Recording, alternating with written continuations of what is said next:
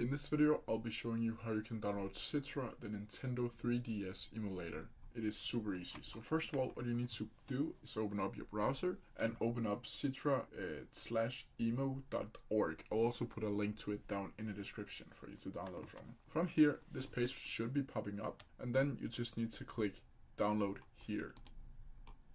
And as you can see here, it auto-detected my platform as Windows and Windows x64. Yours will probably say something else if you are on Mac or an older version of Windows. But you need to click on this.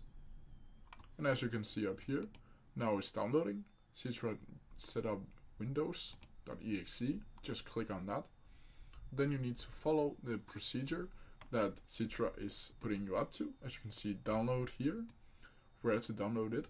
Then you can either choose Citra Canary or Citra Nightly. Yeah, this is just something nerd stuff. You can choose all or not choose anything at all. Just click next and then click you accept the license.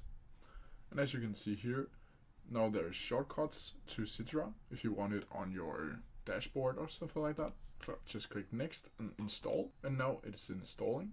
As you can see, it doesn't take that long to install it. And as you can see now, it has been successfully installed and you can finish it off. From here, you can just click in Citra Nightly, open that up, just gonna close it down.